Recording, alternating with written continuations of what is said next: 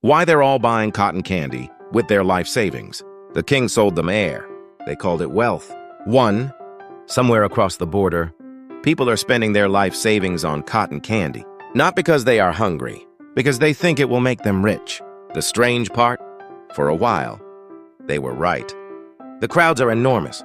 The prices are climbing. And the king is smiling. You think you are too smart to buy it. That is exactly what the king is counting on. 2. The candy appeared one morning without announcement.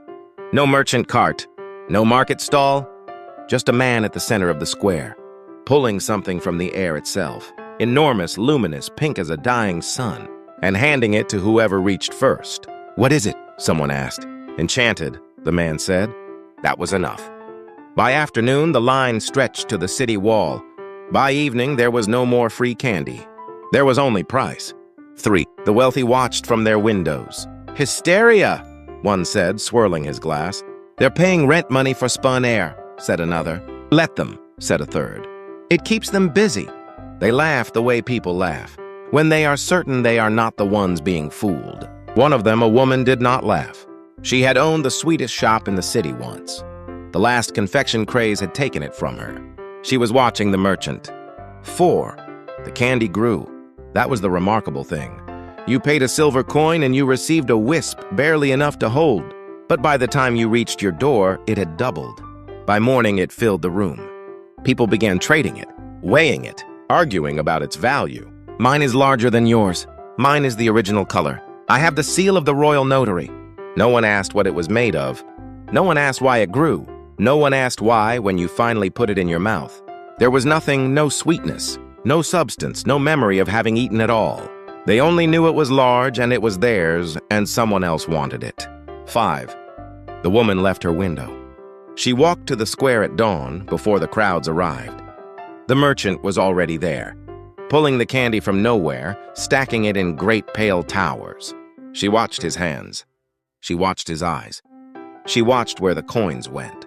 Then she looked up past the merchant, past the square, past the city, gates to the palace on the hill, where a single window was still lit. She had seen this before. Not this candy. A different candy. The shape was always different. The direction of the coins never was. 6. She went home and checked her wallet. Not for what was in it, for what had quietly left. Her rent had risen.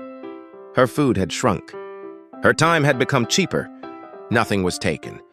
That was the problem. 7. The crowds did not slow. The candy grew larger every week. A new language emerged in the city. The weight of the mist. The morning multiplier. The cloud ledger. Spoken with the reverence once reserved for harvests and children. Men who had never held a whisk became experts. Women who had never tasted the candy published charts of its projected growth. The king gave a speech about the democratization of sweetness. The crowd cheered. The candy filled the streets like pale clouds, and the coins quietly, efficiently, without ceremony, continued their short journey to the palace on the hill. 8. Bread became expensive. Land became distant. Work became cheap. The candy kept growing. The coin did not. 9. The woman did not sell her candy. She did not warn the crowds. She had tried that once, years ago, with a different confection in a different square. They had laughed at her then, too. She still remembered the sound. Instead, she bought land. Unfashionable land. Boring land. Land that grew things you could eat, that could not be spun larger. By morning, that produced nothing that would ever be called enchanted. The man next to her in the deed office looked at her purchase and shook his head. The yield is terrible, he said. Yes, she said. The candy is returning 40%. Yes, she said. You're making a mistake. She signed the document. Then the candy collapsed on a Tuesday. Not with drama, not with a crash loud enough to name.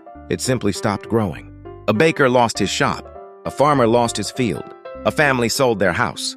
The king gave a speech about resilience, about cycles, about the fundamental soundness of sweetness as a pillar of the kingdom. The crowd was quieter this time. In their hands, the candy was small again. In their wallets, the coins were gone. 11. Here is the part that stays with you. They were not foolish. They watched something grow and they wanted to be near the growth. They heard a language they didn't fully understand. And they mistook the confusion for complexity and complexity for value. They watched others get rich, and they felt the particular cruelty of being left out.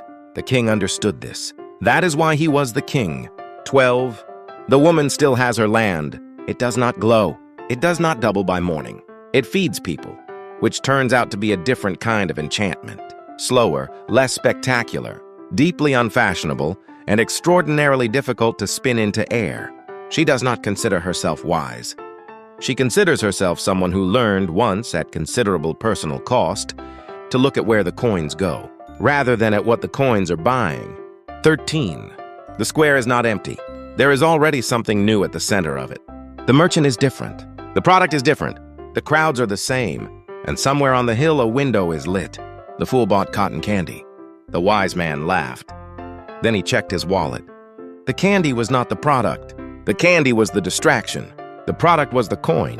What are you holding right now? And where are your coins going?